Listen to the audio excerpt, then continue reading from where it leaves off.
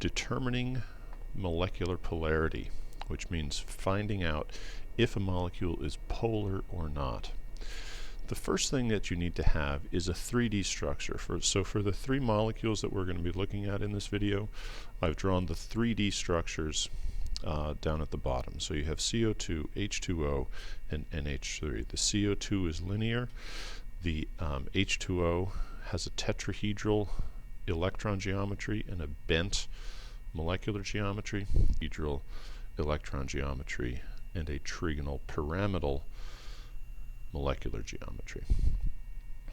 The first step is to look at the bond polarity. So we're going to get to the molecular polarity, but the first thing that you need to analyze is the molecular polarity. Bond polarity occurs when you have a large electronegativity difference between each atom on either side of the bond. So if you're looking at, let's say, a bond between carbon and hydrogen, the electronegativity value for carbon is 2.55 and for hydrogen it's 2.2. So that's a 0.35 difference. That is not very significant, and so each of those is approximately the same sort of strength in terms of its pull on the electrons that they are sharing. So nobody in that kind of tug of war has a significant advantage. Therefore, that bond is going to be classified as not polar, not very polar at all. The bond between carbon and oxygen, 2.55 and 3.44, that's a 0.89 difference, and that is significant.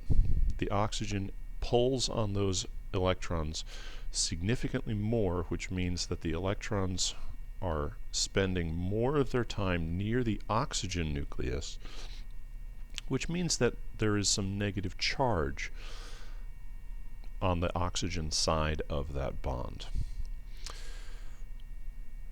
That is what we call a polar bond, because the electrons are not going to be shared equally between each side of the bond. If we go even farther, magnesium and oxygen, magnesium 1.31, oxygen 3.44, that is a very big difference. That's a 2.13 difference. That difference is so great that the electrons are basically taken by oxygen and lost by magnesium. In that case, this is not just a very polar bond, it's so polar that we're going to call it ionic. Okay? So the difference in electronegativity determines the character of the bond. If it's not very different, you end up with a nonpolar bond. Nonpolar.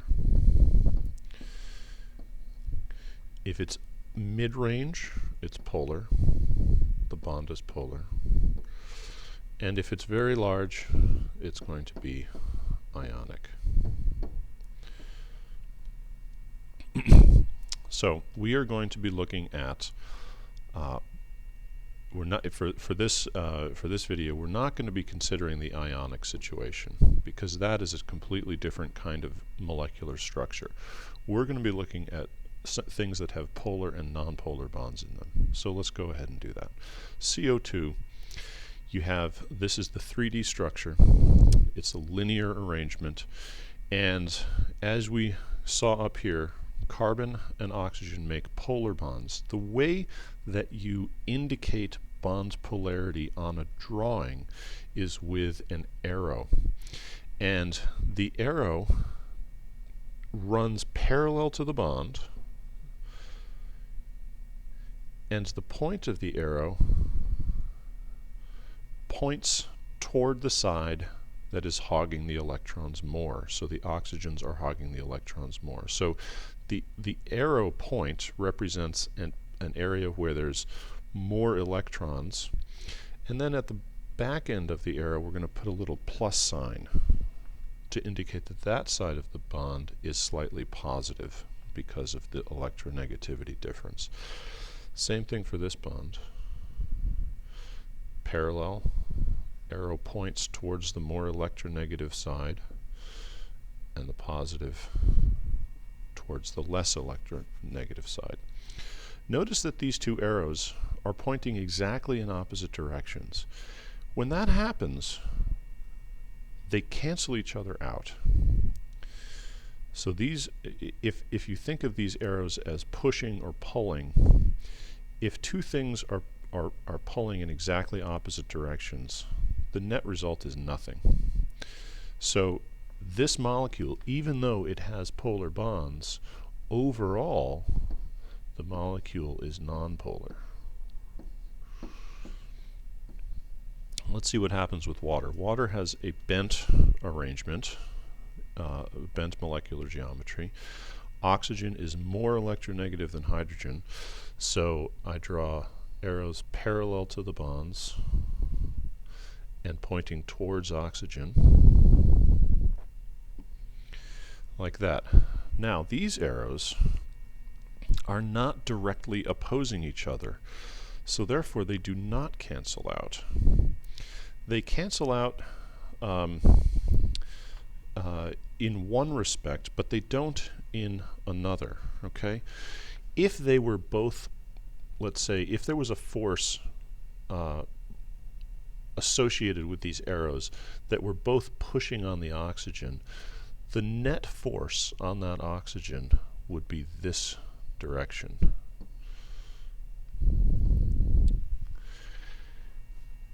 And that is going to be the arrow that represents the overall polarity of the molecule. Okay? So the first two arrows that we drew were bond polarities, but this last arrow represents the overall polarity of the molecule. Let's look at NH3. Nitrogen is more electronegative than hydrogen, so we're going to draw our arrows parallel like this.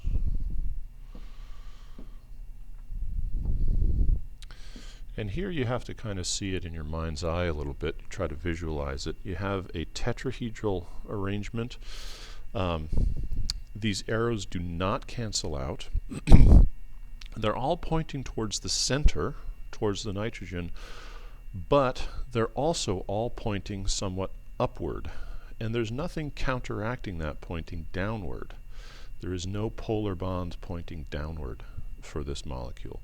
So therefore, the net result of all these arrows is going to be a molecular polarity pointing straight up. Okay, so this molecule ends up being polar, pointing straight up. The H2O ends up being polar as well, and the CO2 ends up being nonpolar because the polar bonds cancel each other out. That's molecular polarity. Thanks for watching.